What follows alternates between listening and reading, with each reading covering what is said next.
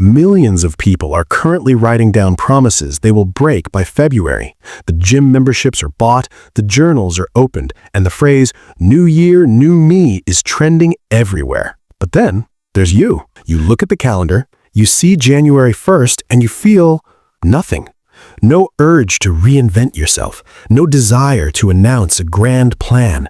While the world chases a fresh start, you treat it like any other Tuesday. Is this laziness? Is it cynicism?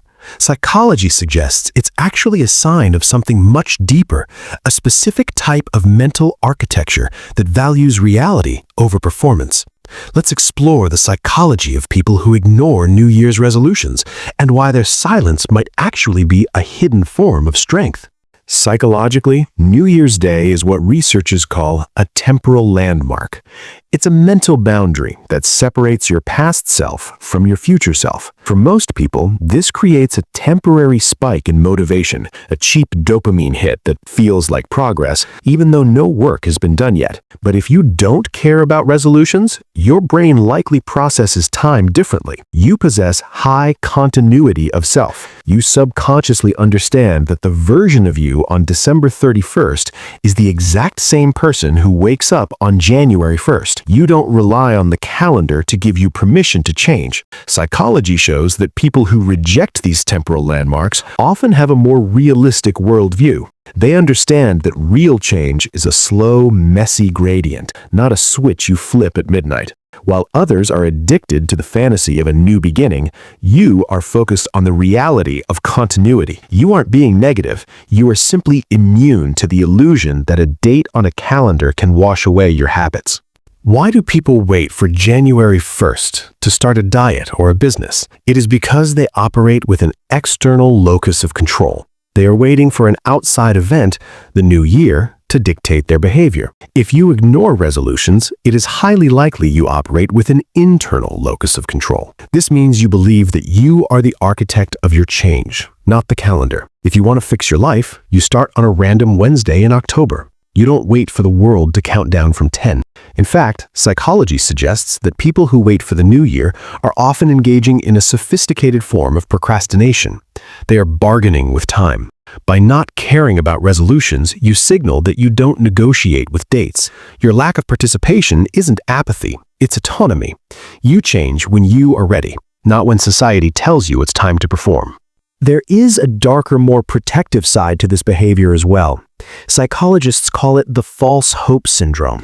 This is the cycle of setting unrealistically high expectations, feeling a burst of initial excitement, and then crashing into shame when reality sets in. If you have been through this cycle enough times, your brain eventually develops a defense mechanism.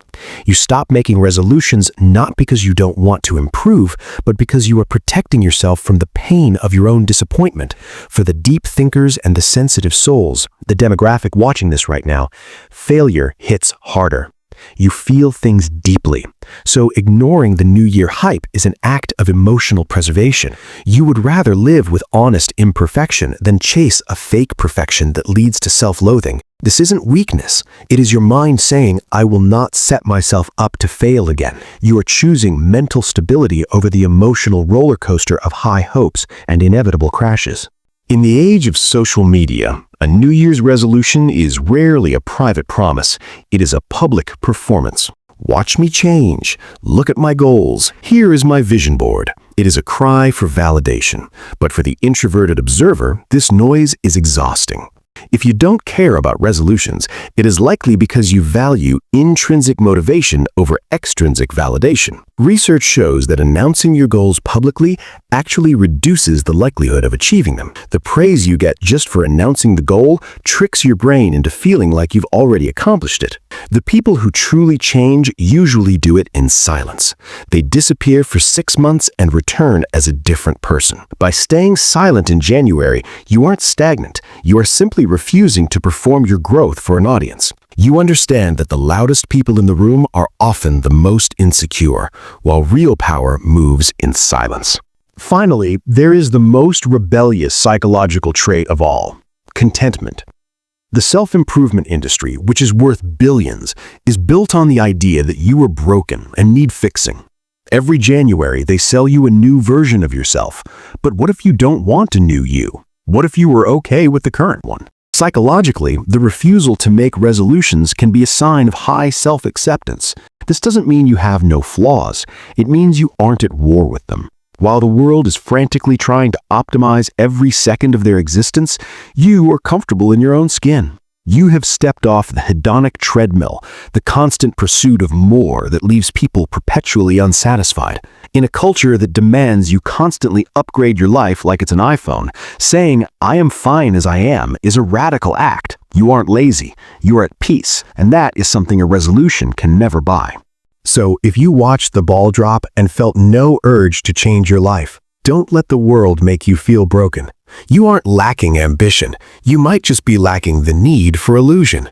You don't need a countdown to validate your existence. You don't need a calendar to tell you when to grow. Whether you are protecting your peace, acting on your own timeline, or simply accepting who you are, there is a quiet dignity in your silence. Real change doesn't happen when the clock strikes 12. It happens when you decide you've had enough. And that can happen on any day you choose. If this video spoke to the quiet part of you, subscribe to the channel. We explore the depths of the human mind that others ignore. And if you want to understand more about your personality, check the link in the description. Welcome to the other side.